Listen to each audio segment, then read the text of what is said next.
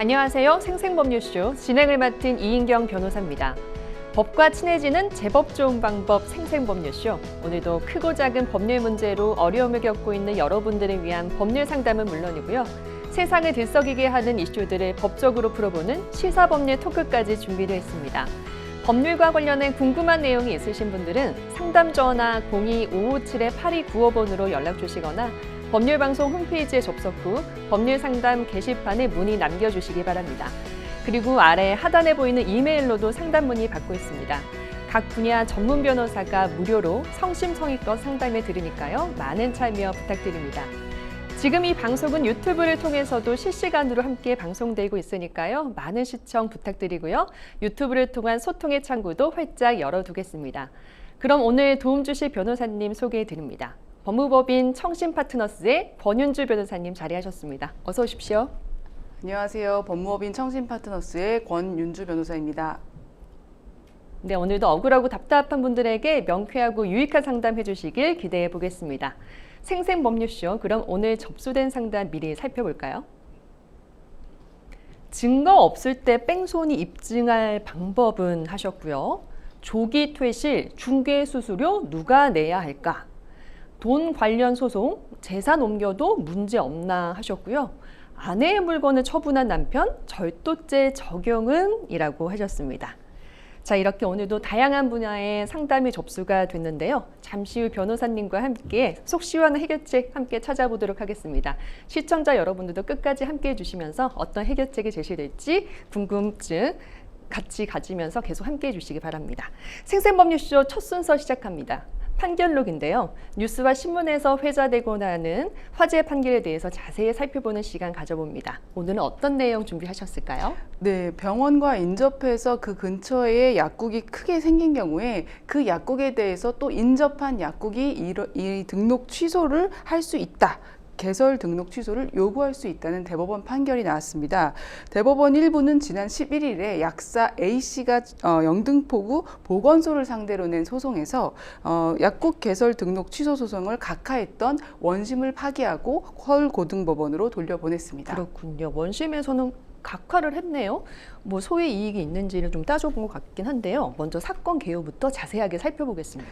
네, 이 사건은 서울 영등포구에 있는 한 집합 건물에서 이제 상가를 매수한 병원장이 그 3개의 호실 중에 1개의 호실을 바로 옆 호실에 약국을 개설하면서 자기 병원을 개설하고 바로 옆 호실에 약국을 개설하면서 이제 문제가 됐습니다.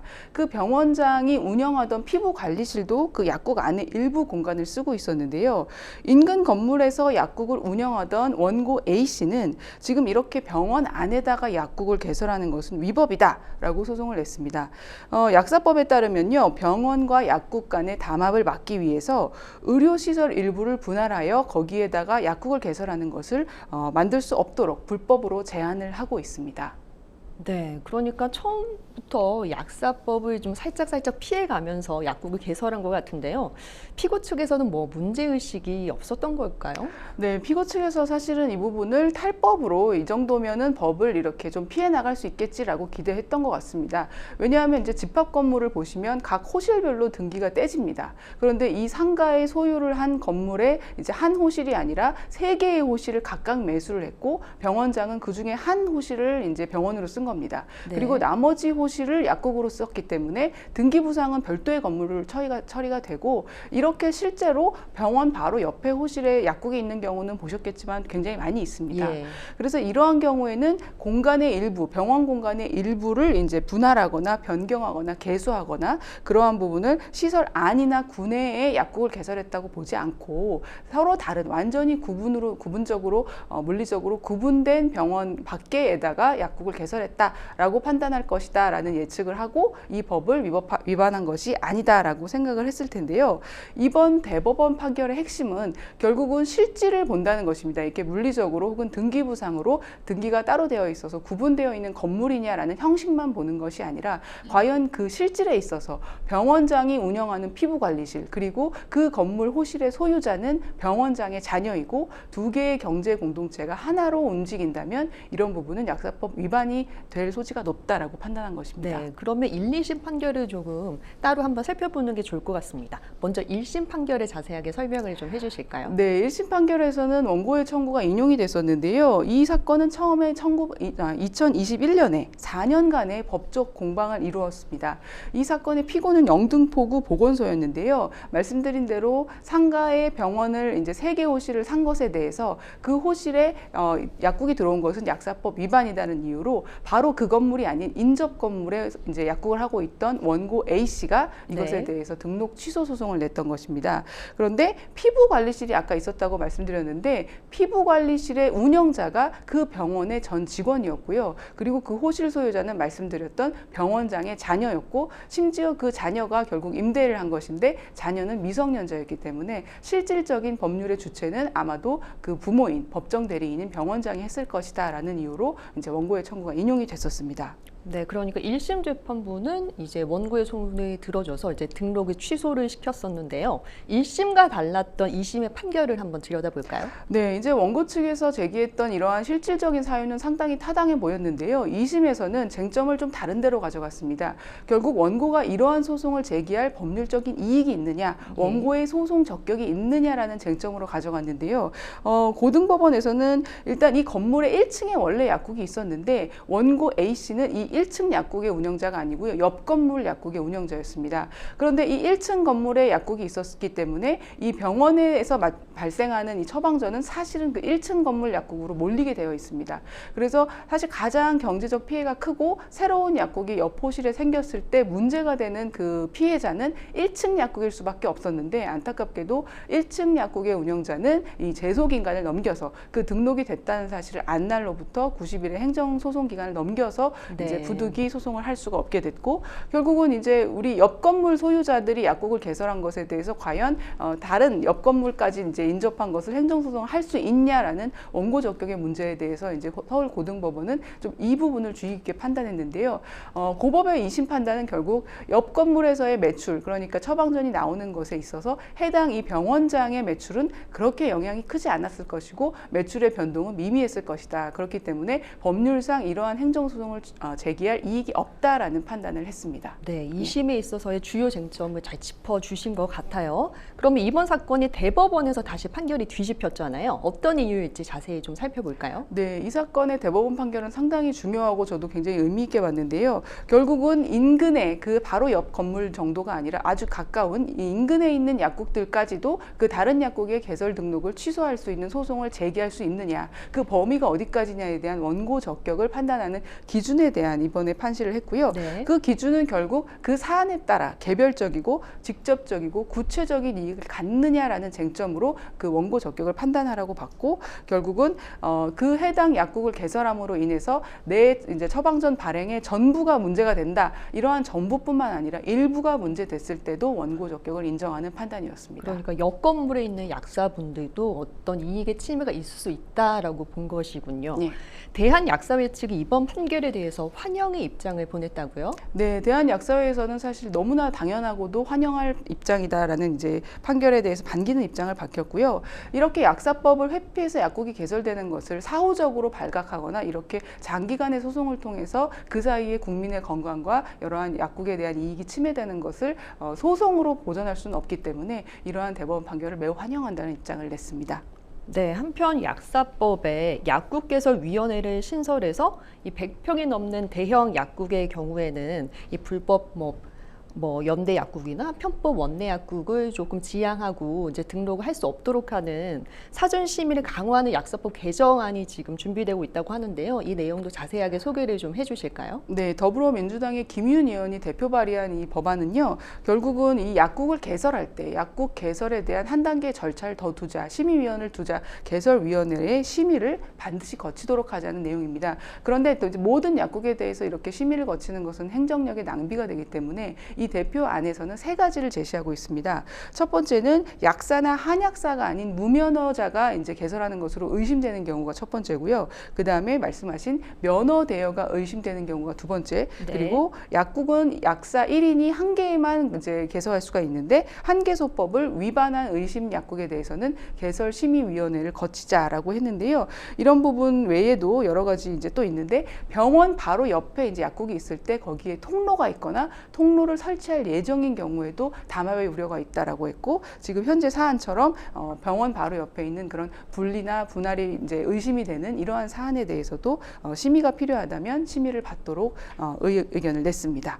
그리고 이 개설위원회의 이제 구성원은 당연하게도 가장 경험이 풍부하고 많은 이제 경력이 있는 약사로 구성하도록 그렇게 하는 내용이었습니다. 그렇군요. 그러니까 병원에 인접해서 담합할 가능성이 있는 약국에 대해서 인근 약국에 심지어 옆에 있는 건물에 있는 약국이라도 그 취소를 다툴 수 있는 이익이 있다라고 하는 판시 사항에 대해서 저희가 살펴봤습니다. 지금까지 판결로 함께 하셨고요. 여러분은 지금 생생법률쇼와 함께하고 계십니다.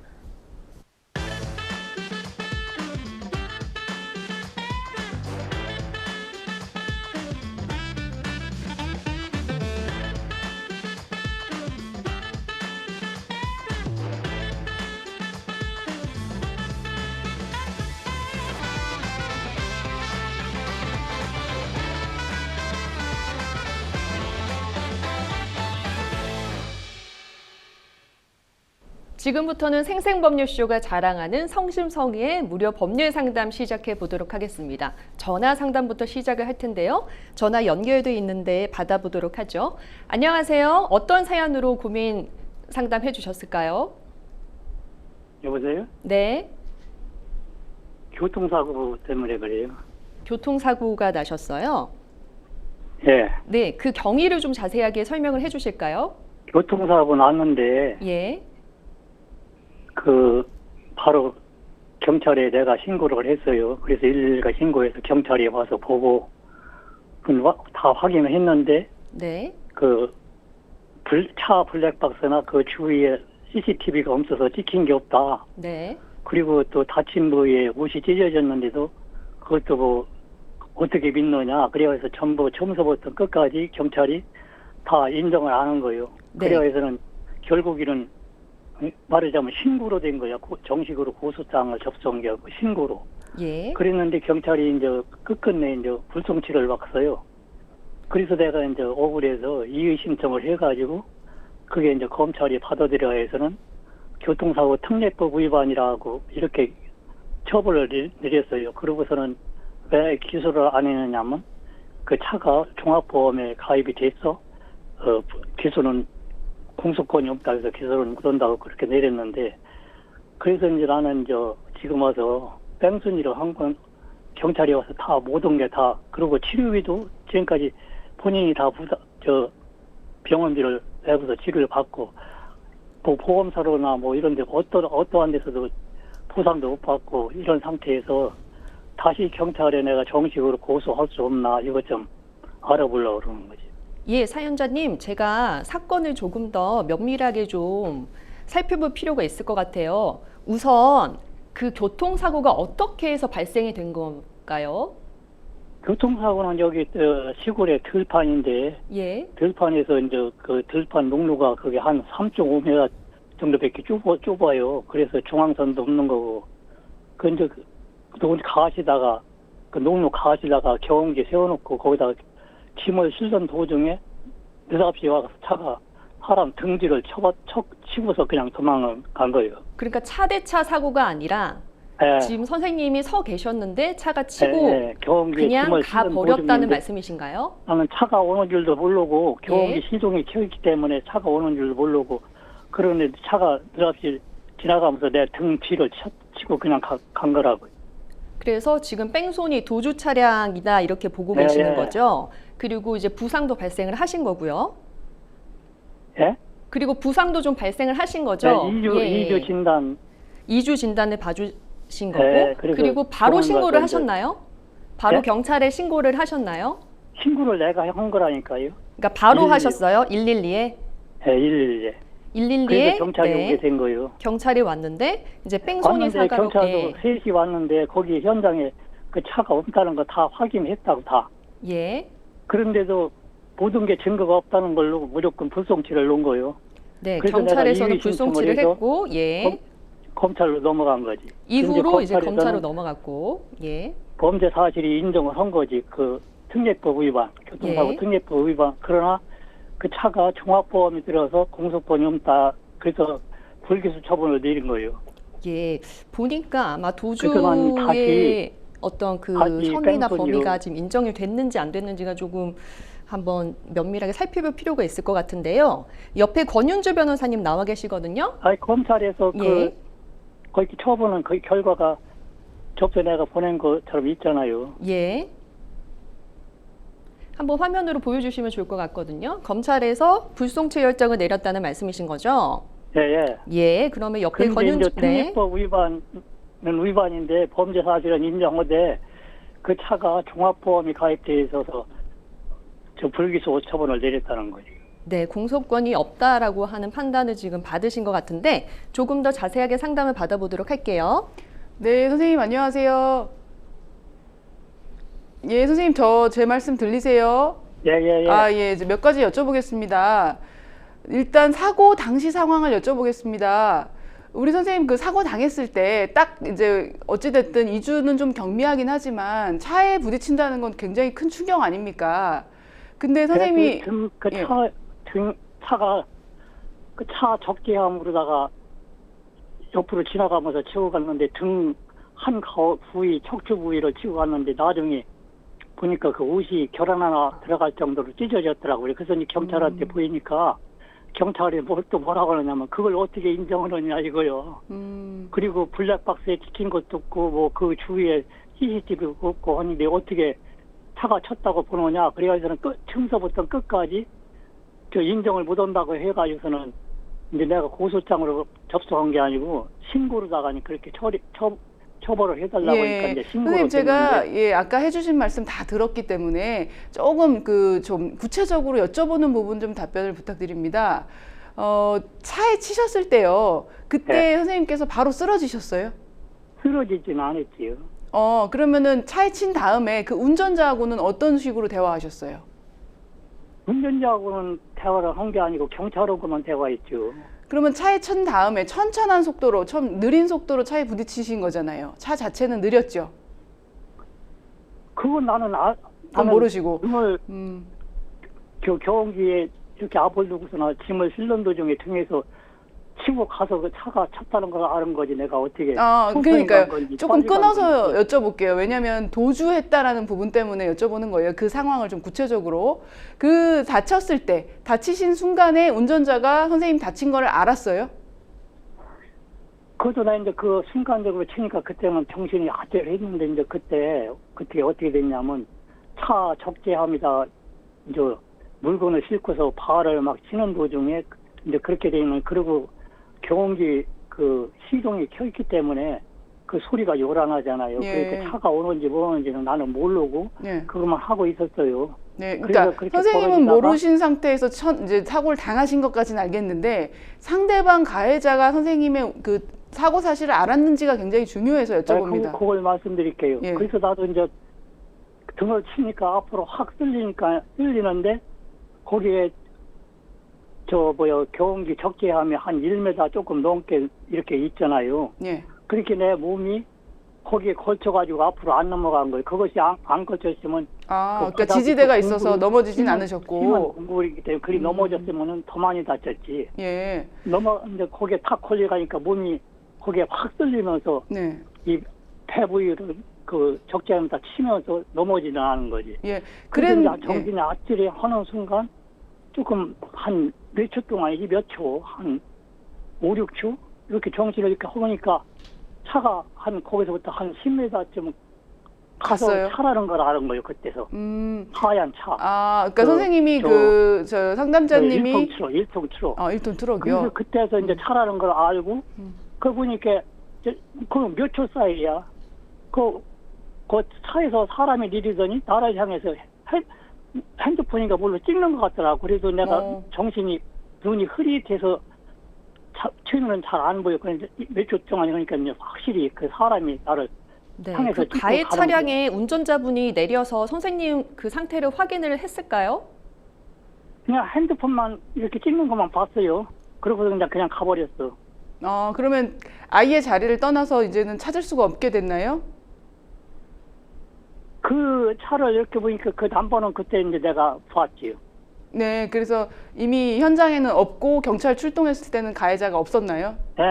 경찰 셋이 왔는데 지구대에서 들어오고 그 청양경찰서 그 교통계에서 한 사람이 오고 그러면 그렇게 해서 거기 현장에 온다라면서 그 사람들이 다 확인했다고요. 예, 그러면 현장에 왔을 때 가해자가 없었는데 선생님이 외워두신 그 번호판 때문에 나중에 수사관이 그 사람을 찾아낸 건가요? 네, 내가 일러줬지요. 그러면은 그 가해자가 그러니까 수사관하고 처음 만났을 때 사고 사실 자체는 인정한다고 하던가요? 뭐라고 전해 들으셨어요? 아니, 나는 이제 그 사람하고는 얘기 않고 경찰은 가서 얘기했을 거 아니에요. 예, 그러니까요. 뭐라고 그러니까 전해 들으셨어요? 경찰 얘기는 뭐 경찰도 인정하는지 뭐 그 사람이 뭐 얘기할 것도 없는 거지, 들어볼 것도 없는 거지, 안 했다는 거지. 부인한다고요? 흉사이 없다. 그러니까 아까 얘기대로 경찰 얘기는 주로 그거야. 그 사람 차 블랙박스를 조사해 보니까 저 찍힌 게 없다. 올해 고장난 블랙박스라 찍힌 게 없다. 그리고 들판에 무슨 CCTV가 있어요. 그 들판에도 다른 CCTV에 찍힌 것도 없고, 그래서 내가 이제 아까 얘기대로 그 치고 간 그 부위에 결혼하나 들어갈 만큼 옷이 이렇게 찢어졌다. 진도가. 그러니까 이것도 뭐 그전부터 옷이 찢어졌는지 안 찢어졌는지 그걸 어떻게 인정하느냐. 그래서 처음부터 끝까지 다 이거 증거가 없다고 뭐 사건 처리 안 된다고 막 그런 그러더니 상황에서도 근데 검찰에서는 거예요. 잘 났는데요. 검찰에다가 뭐 추가로 내신 게 있으셨어요? 내가 추가로 낸 것은 이제 옷 찢어진 거 그거밖에 증거가 없잖아. 내가 뭐 핸드폰이나 뭐로 찍힌 것도 없고, 그래서 이제 옷 찍은 걸 주로 해서 이게 이렇게 다쳤다는 걸로 해서 이제 내가 이의 신청을 해서 그렇군요. 그게 이제 검찰로 넘어갔는데 검찰에서는 이제 불기소 처분을 하면서 불기소 처분을 왜 그러냐면 그 차가 종합보험이 가입이 알겠습니다. 있기 때문에 공소권이 없다 해서 불기소 처분을 내렸다는 거예요. 그러나 그 범죄 사실은 그대로 인정한 거예요. 차가 치고 갔다. 예, 선생님 그 가해자랑 아는 사이는 아니시죠? 근방에 사는 사람은 알아요. 그러면 차를 쳤을 때 피해 당시에도 아셨어요? 누가? 그러니까 교통사고 당한 그 시점에. 원래 아시던 분이었나요, 그 운전자가? 그 근방에 아는 사람이니까 이제 그 차 번호를 누상 봤기 때문에 더 잘 알죠. 그러면 그 사람도 선생님을 아는 사람이신가요? 내가 아는데 그놈은 모르겠어요. 그러면 원래 좀 오래 알고 지낸 사이셨군요.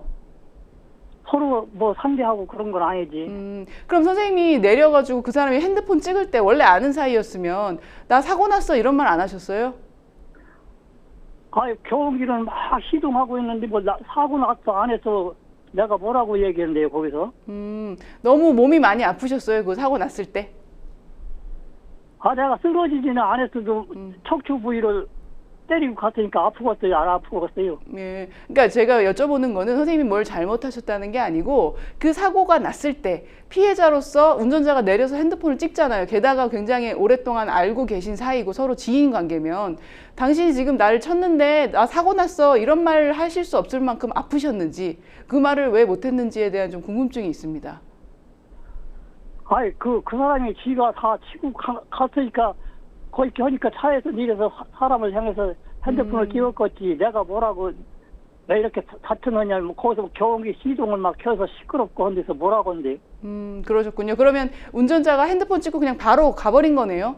그 찰나에. 그렇다니까요. 그래서 내가 경찰에 신고한 거라고니까요. 네, 선생님 말씀 잘 들었습니다. 제가 설명을 좀 몇 가지 드리겠습니다. 일단은 검찰에서 좋은 결과가 나시도록 참 좋게 잘 된 것 같고요. 경찰 단계에서 이제 불송치 결정이 났던 것은 정말 너무 슬프고 정말 이게 검찰에서 바로잡히지 않았으면 얼마나 억울하셨을까 그런 생각이 드는데 일단 교통사고 처리 특례법상으로 처벌되지 않는다. 이거는 종합법 가입됐으면 원래 몇 대 중과실 이런 중과실이 없는 상황에서는 형사처벌되지 않는 건 아시잖아요. 네. 그러면 이제 결국은 우리가 원하는 거는 피해자가 다쳤는데 교통사고를 일으킨 사람이 그 자리에서 선생님한테 아무런 조치도 안 하고 구급차를 불러준 것도 아니고 구호조치나 뭐 예, 이런 구호 거 조치도 안 하고 물론 네, 아는 나한테 사이라고는 하지만 예. 그 핸드폰 뭐 전화번호라든지 이런 거 일정도 예, 그런 것도 없었고 그리고 사고가 났으면은 사진만 찍고 피해자한테 사진 찍었는지 안 찍었는지 그러니까요. 내가 확인을 모르는 거고 예. 이렇게 핸드폰을 향해서 이렇게 나는 정신이 몽롱한 상태에서 그렇게 하고서 그냥 가버렸어요. 네, 그러니까요. 그래서 피해자한테 와서 아프냐 안 아프냐 그리고 응급차를 아이, 불러야 그런 게- 되냐 이런 부분을 그런 일정이 예, 없었고. 당연히 했어야 되는데 그걸 안 했잖아요. 그런데다가 글쎄요. 선생님께서 다쳤는지 안 다쳤는지를 전혀 몰랐다고 보기에는 내려서 핸드폰을 찍는 굉장히 이상한 행동을 했습니다. 그러니까 선생님에게 사고가 발생한 사실을 인식하지 않았을까 하는 지점인데요. 지금 경찰에서는 나는 그래서 경찰 보고 그 사람 경찰이 그런 거요.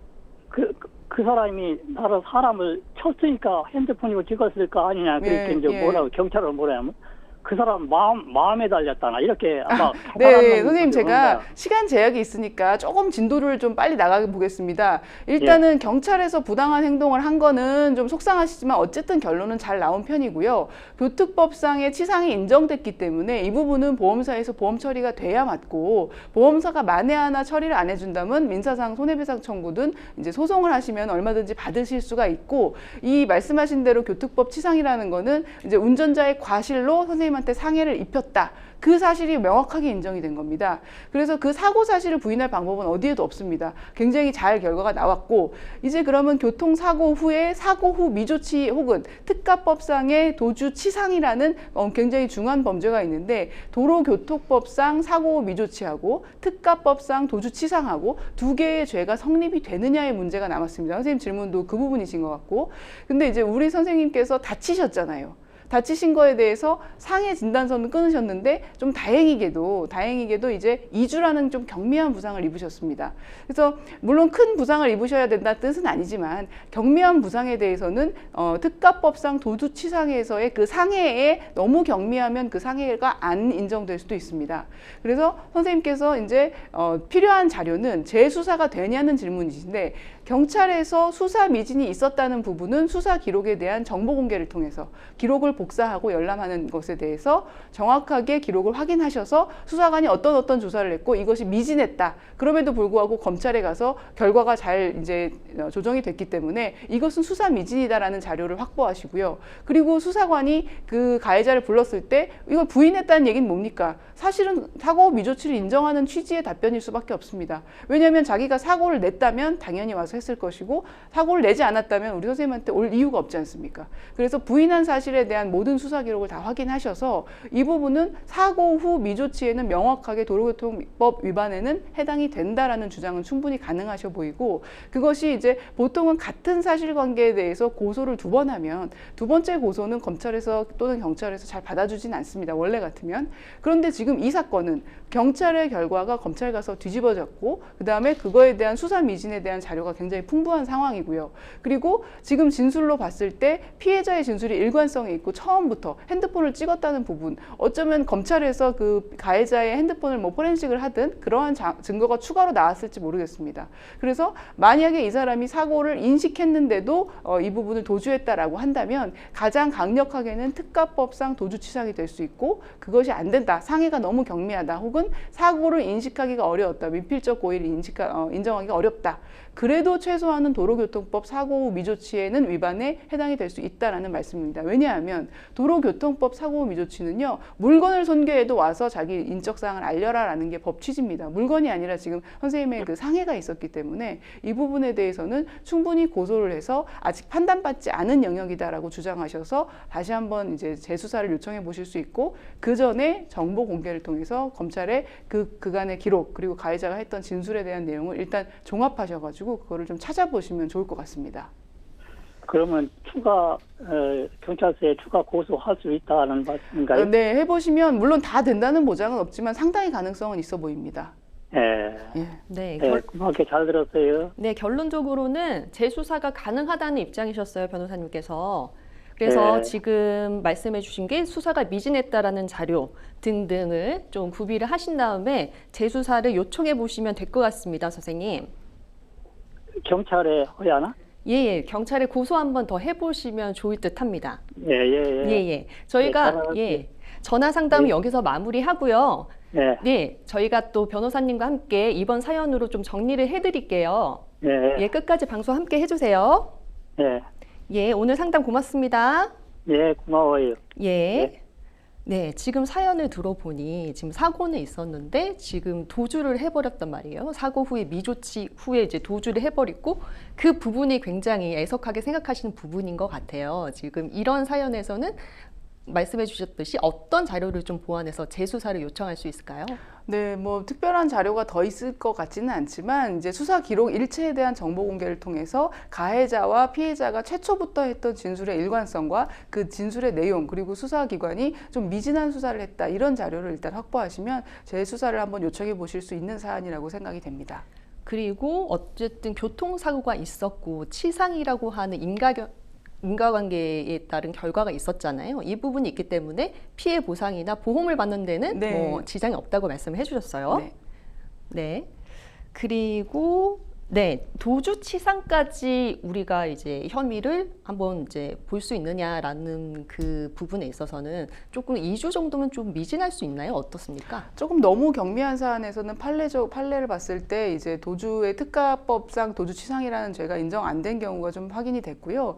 이제 다만 우리 선생님 경우에는 상해를 입은 게 분명하시기 때문에 고소장을 제출하실 때 특가법상 도주치상을 같이 넣어서 죄명에 대한 판단은 수사기관이 선택할 수 있도록 하시는 것이 좋을 것 같습니다. 예, 그러니까 뺑소니 사고를 당했지만 증거가 없어서 좀 애를 먹고 있었는데 만약에 뺑소니 사고를 정말 당했다 그러면 사고 그 당시에 좀 어떤 것들을 확보하고 있으면 좋을까요? 아, 네, 물론 정신이 없으실 거고 사고 당하신 분이 뭐 그런 조치를 하실 수 있는가에 대한 의문은 있지만 그 피해자에게 가해자가 해야 될 것은 자신의 인적사항을 반드시 제공해야 되고 필요한 구호 조치가 있다면 응급차를 부르든지 해줘야 되고 그 다음에 경찰에 신고까지 해줘야 됩니다. 이 부분을 다 하고 있는지를 확인하셔야 되겠습니다. 네, 뺑소니 사고를 당했지만 증거가 없어서 애를 먹고 있었지만 하지만 그 지금 가해자가 분명히 사진을 찍고는 갔습니다. 그 부분에 대한 재조사를 요청할 수 있다라고 하는 사연을 저희가 살펴봤습니다. 여러분은 지금 생생법률쇼와 함께하고 계십니다.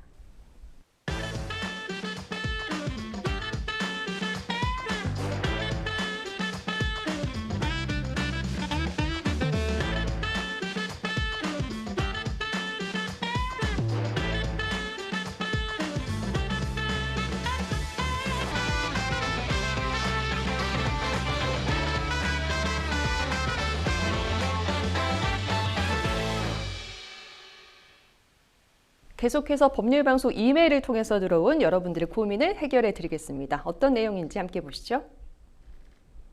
저는 임대인입니다. 2024년 9월 2년 계약으로 사무실 임대차 계약을 체결했습니다. 그런데 1년이 지나 2025년 8월 천장의 석고보드가 아래로 떨어지는 사고가 발생했습니다. 저는 즉시 수리를 해주었지만 임차인은 이사를 원한다는 뜻을 전달했습니다. 그래서 10월 말에 퇴실하라고 했습니다. 그런데 이후 옥상 누수가 발견됐고 저는 이 부분도 수리하겠다고 했습니다. 임차인은 어차피 퇴실을 하니 추후에 공사를 하라고 하더라고요. 그런데 문제는 계약서 특약이었습니다. 특약 조항 중에 만기 전 퇴실 시 중개수수료는 임차인이 부담한다. 퇴실 전 3개월 전에 통보한다라는 문구가 있는데요. 임차인은 이 조항에 따라서 2025년 10월 말에 이사하니 이사일 기준으로 보증금을 반환해달라. 이사 3개월 전에 통보했으니 2025년 11월까지만 사무실 임대료를 계산해 납부하겠다. 건물 하자로 인한 계약 파기이니 중개수수료는 임대인이 부담해달라고 했습니다. 건물 하자를 주장한 건 이미 퇴실을 결정한 후에 발견된 옥상 누수 때문이었는데요. 임차인의 요구 조건을 제가 다 들어주는 것이 맞나요? 임차인이 민사소송까지 제기할 가능성이 있다고 하는데요. 제가 어떻게 대처하는 것이 좋을지 궁금합니다. 라고 하셨어요. 좀 복잡한 사연이긴 한데요. 사연을 좀 정리를 해보자면 임대차 계약부터 한번 살펴볼게요. 2024년 9월에 2년간 임대차 계약을 했으니 2026년 9월까지가 계약 기간일 것 같은데 임차인이 지금 조기 계약 해지를 원하고 있단 말입니다. 그럼 남은 임대료 납부는 법적으로는 어떻게 처리가 되나요? 네, 임대차 계약이라는 것은 강력한 구속력을 갖는 당사자 사이에서는 정말 법과 같은 규정이 됩니다. 그래서 계약 기간에 대해서 함부로 임차인이 이것을 중단할 수 있는 권리가 없습니다. 따라서 원칙적으로는 계약 기간 만료일까지 임차인이 일방적으로 해지를 못하기 때문에 계속해서 납부하는 것이 원칙이고요. 다만 관행상으로는 잘 아시겠지만 임차인이 중간에 나가고 싶다고 하면 신규 임차인이 들어올 때까지 기다렸다가 그 사람이 들어올 때 동시행으로 나가면서 중개수수료는 임차인이 부담하는 방식이 주로 많이 사용되고 있습니다. 네, 그렇기 때문에 그 부분을 특약으로 정해 놓은 것 같아요. 특약 조항 중에 그러니까 만기 전 퇴실 시 중개 수수료는 임차인이 부담한다. 퇴실 전 3개월 전에 통보한다. 이 조항을 두고 임차인은 이제 이사 3개월 전에 자기가 통보를 했으니까 2025년 11월까지만 사무실 임대료를 계산해서 납부하겠다 이렇게 말하고 있는 것 같은데요. 변호사님 어떻게 보십니까? 이 사건에서는 사실 두 가지 해석이 가능해 보입니다. 제가 조금 포인트를 둔 것은 이 사안의 내용 중에 임대인께서 임차인에게 그러면 10월에 나가도록 해라, 퇴실하라 이런 표현이 있었습니다. 그러니까 이런 표현이 없었다고 한다면 임차인이 중간에 나가고 싶다라고 했으면 아까 그 실무상의 규정대로 실무상에 우리 해주는 간행대로 신규 임차인 들어올 때까지 기다렸다가 서로 합의하에 합의 해지를 하고 동시행해서 이제 퇴실하는 그런 방식이 맞는데요. 지금 이 사안에서는 10월 말에 퇴실하라. 이것이 계약 종료에 대한 임대 계약 종료 합의로 볼 수 있다라고 하면 그러면 사실 이제 특약은 의미가 없습니다. 왜냐하면은 이 이제 10월 11월 이런 문제가 아니고 10월 말에 퇴실하기로 합의를 한 겁니다. 그래서 퇴실하는 날짜가 계약 기간 만료일이고요. 그때까지 임대료 납부하고 퇴실할 때 동시행으로 가면 됩니다. 그러나 다만 이 특약이 이제 적용되는 범위는 중개 수수료는 중간에 퇴실을 결정한 임차인이 부담한다라는 그 특약만큼은 합의 범위에 포함이 안 돼 있기 때문에 거기까지는 살아있는 이제 특약으로 적용을 할 수가 있게 되는데 만에 하나 이것을 이제 임차인이 10월에 나간다고 해서 뭐 그거는 그러세요라는 정도의 의미지 나는 그것을 계약 기간을 종료시키겠다는 합의로까지 본 적이 그런 의미는 아니다라고 볼 수가 있는데 또 하나 주목할 점은 임차인이 뭐라고 했냐면 10월에 나가되 11월까지 차임을 납부하겠다. 그러니까 지금 양 당사자가요 언제까지 계약 기간을 종료하겠다는 명확한 합의를 못한 겁니다. 그래서 이 사안에서는 좀 더 임대인에게 유리한 해석이 가능해 보이고 왜냐하면 양 당사자가 10월 말이다 이렇게 명확하게 못 박는 사람이 아무도 없기 때문에 그래서 그냥 관행대로 이것은 신규 임차인 들어오기 전에는 계속해서 합의 해지되지 않았으므로 임차인이 계속해서 납부하고 그거에 대한 납부가 끝나서 합의 해지되는 시점에 실무상 관행대로 하는 것이 맞다라는 해석이 좀 더 임대인에게 정확해 보입니다. 네, 아무래도 임차인은 건물 하자로 인해서 퇴실하게 됐으니 중개 수수료는 임대인이 부담해야 되는 거 아니냐 이런 주장을 하고 있는 것 같아요. 그런데 퇴실을 하기로 한 게 그 옥상 누수라고 하는 거는 사실은 퇴실 의사를 밝힌 이후에 나타난 거잖아요. 근데 이거를 건물 하자로 주장하고 있다는 것이긴 한데 시점이 좀 애매하긴 합니다. 이 중개 수수료는 뭐 결론적으로 누가 부담하는 것이 더 옳을까요? 네, 이 사안을 봤을 때 제 해석으로는 말씀드린 특약이 우선한다라고 해석하는 게 맞을 것 같습니다. 왜냐하면은 이 계약에 있어서 특약이라는 거는 중간에 임차인 일방적으로 변심해가지고 일방적으로 해지를 원할 때 임차인 중개 수수료 부담하는 것인데요. 말씀하신 그 하자라는 것은 일단 중요한 하자는 바로 즉시 보수가 됐고요. 옥상 하자는 임차인 스스로가 나는 나갈 거니까 나중에 수리하세요라고 해서 서로 양해가 된 부분입니다. 그러니까 해지의 귀책 사유가 임대인에게 있다고 보긴 좀 어려워서 원래대로 특약이 적용된 임차인 수수료 부담이 맞을 것 같습니다. 네, 만약에 옥상 누수의 경우에 어느 정도 누수가 되어야지 건물 하자로 좀 판단이 될 수 있을까요? 네, 일단은 이 계약의 해지 사유가 되려면요. 완전히 이 계약의 목적 달성이 불가능한 수준으로 인정이 돼야 된다라는 것이 판례의 입장입니다. 그래서 어느 정도의 누수가 완전히 목적 달성이 불가능한 수준이냐라는 질문이신데요.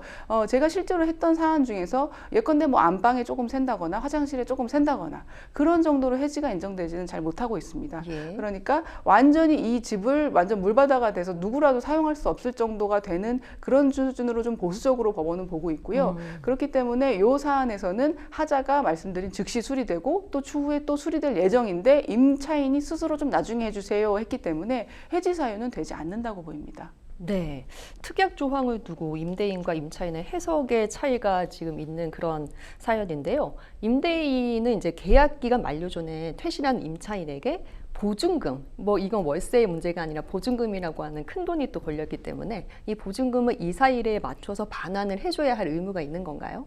네, 결국은 말씀드린 내용을 다시 한번 정리해 드릴 수밖에 없는데 한 가지 해석은 임대인에게 유리하게 이것은 그냥 신규 임차인 들어올 때까지 양해해 주는 서로 합의 해지해서 그때 계약이 종료되는 것이다 라고 본다면 그때 보증금을 동시행으로 반환하시고 차임도 그때까지 신규 임차인이 들어오는 날까지 하는 것이 맞고 저는 그 해석이 더 타당하다고 봅니다. 그런데 만약에 10월 말에 퇴실하세요라는 부분을 좀 불리하게 해석해서 그때 계약이 종료됐다라고 본다면 예. 사실 임료는 10월 말까지 받고 당연히 보증금도 10월 말까지 받고 그렇게 동시행하는 게 맞을 텐데 지금 임차인은 11월까지도 납부하겠다는 의사를 보이고 있습니다. 네, 그렇군요.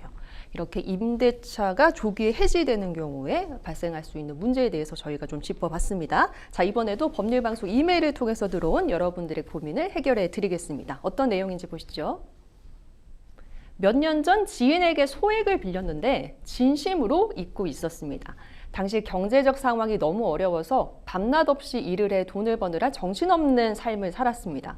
그렇게 잊고 살다가 최근 돈을 돌려달라는 민사소송을 당한 건데요. 지금 제 재산을 다른 사람에게 양도해도 문제가 없는지 강제 집행 면탈에 해당하는지 궁금합니다. 상담 부탁드려요 하셨어요. 우선은 강제 집행 면탈죄가 뭔지를 짚고 가는 게 좋을 것 같은데요. 네, 형법에서 규정한 범죄인데요. 강제 집행을 면할 목적으로 재산을 은닉하거나 손괴하거나 허위양도, 허위채무 부담해서 채권자를 해할 위험을 발생시킬 때 성립하는 범죄고요. 이 죄가 성립한 경우에는 3년 이하의 징역, 1천만 원 이하의 벌금에 처해지는데요. 채권자를 해하는 결과가 발생하지 않더라도 채권자를 해할 위험만으로도 성립하는 범죄입니다. 그렇군요. 강제 집행을 당할 구체적인 위험이 있는 상태라고 하는 것들이 구성 요건에 들어가는 걸로 알고 있는데요. 어떤 건가요? 네, 구체적인 위험이라는 건 채권자가 자기 권리를 실현할 태세를 갖춰서 소송을 제기하거나 압류나 가압류나 보전처분 같은 가처분 신청을 하는 경우를 말하는데요. 상담자님의 경우에는 지급 명령을 이미 신청했고 인사소송을 했기 때문에 이 부분은 당연히 구체적 위험이 있는 상태라고 볼 수가 있고요. 예. 그 외에도 이제 나는 소송을 제기하겠다. 우리나라 이제 국민들이 내용 증명에 대한 어떤 해석을 하시잖아요. 그것처럼 내가 앞으로 당신이 이런 행동을 하면 소송을 제기하겠다. 이러한 내용 증명도 어떤 위험해 보고요. 그리고 채무자가 부도 직전, 그러니까 뭐 회생이나 파산에 들어가기 직전 상태도 이런 상태로 보고 또 채권자가 이미 가압류를 완료했더라도 그 부동산 목적물이 변제하기에 충당이 될 정도가 아니라면 그때도 위험이 있다라고 보고 있습니다. 네, 만약에 진실한 재산 양도라면은 강제 집행 면탈에 해당하지 않을 수 있습니까? 네, 진실한 재산 양도의 경우에도 사실 경우의 수가 두 가지입니다. 예. 강제 집행이 들어올 위험이 전혀 없는 시점이라면 그리고 굉장히 진실하고 아주 평범한 거래라면 강제 집행 면탈자가 되지 않습니다. 그런데 문제는 그 강제 집행이 임박한 시점이라면 진실한 계약이라 하더라도 굉장히 위험성이 있고요. 예. 또 부동산을 헐값에 시세가 있지 않습니까? 그런데 굉장히 낮은 가격에 매매하는 것도 그러한 부분으로 의심이 되고 또 매수인이 친인척이나 친구 같은 가까운 관계인 경우 그리고 시세에 따라 매각을 했지만 그것을 현금화하고 그 현금이 사실 계좌로 들어오지 않는다면 은닉이 되지 않습니까? 그래서 그 사용처가 불분명하고 계좌에 입금이 안 된다면 이 부분도 문제가 될 수 있기 때문에 반드시 그것이 진실한 거래라고 해서 무조건 무죄가 된다. 그런 것은 아닙니다. 네, 지금 부동산을 예를 들어서 이제 설명을 해주셨는데 만약에 특허 같은 그런 지적 재산을 양도하는 경우도 강제 면탈에 해당할 수 있는지 궁금하거든요. 네, 당연합니다. 강제 집행 면탈죄의 대상이 되는 재산은 모든 재산이기 때문에 특허권, 실용신화권, 그다음에 상표권 등 지식재산권도 당연히 강제 집행 면탈죄의 대상이 되기 때문에 이러한 지식재산권을 허위 양도하거나 그렇게 이제 은닉한다면 강제 집행 면탈죄가 성립할 수 있습니다. 네, 결론적으로 지금 상담자는 지금 민사소송을 당한 상태인데 지금 재산을 양도해야 될까요? 안 해야 될까요? 지금은 너무 임박한 시점이라서요. 지금 하시면 강제집행 면탈죄 소지도 너무 높아 보이고요. 민사적으로 한 가지 더 말씀드리면 사행위 취소 가능성도 상당히 높아 보입니다. 예, 이렇게 지금 민사소송이 당해 있는 상태이기 때문에 지금 재산 양도는 조금 보류해 주시면 좋겠다라고 하는 변호사님의 조언이 있었습니다. 자, 이번에도 법률방송 이메일을 통해 들어온 여러분들의 고민 살펴보도록 하겠습니다. 어떤 내용인지 함께 보시죠. 어려운 가정 환경에서 힘들게 자란 남편은 어려서부터 아르바이트를 해 아끼고 아껴 돈을 모았습니다. 결혼 전에 작은 상가도 사놓고 전셋집도 가지고 있을 정도로 성실한 사람이었죠. 그런데 남편의 알뜰함이 결혼 생활을 힘들게 했습니다. 남편은 반찬을 3개 이상 차리지 못하게 했고 세상에 집안의 조명을 한 개 이상 켜지 못하게 했습니다. 명절에 선물이라도 들어오면 포장도 뜯지 않고 통째로 다른 사람에게 선물하고 아이가 밥을 먹다 흘려도 아까운 줄 모른다며 크게 혼을 냈는데요. 외식은 물론 밖에서 커피 한 잔 마음 편히 먹지 못하게 했습니다. 게다가 짠돌이 남편의 취미는 중고거래입니다. 집안에 있던 온갖 물건을 죄다 가져가 팔았습니다. 아이를 낳고 당장 못 입는 옷을 장롱 한쪽에 따로 챙겨놨는데 묻지도 않고 제 옷까지 팔았습니다. 몇 번 들지 않고 일부러 아껴둔 제 가방도 중고 거래로 팔아버렸고요. 왜 남의 물건을 함부로 파냐고 화를 냈더니 부부 사이가 왜 남이냐고, 당장에 안 쓰는 거면 앞으로도 안 쓴다며 오히려 당당하게 나옵니다. 남편의 행동에 이제 지칠 대로 지쳐 같이 살고 싶지 않을 정도인데요.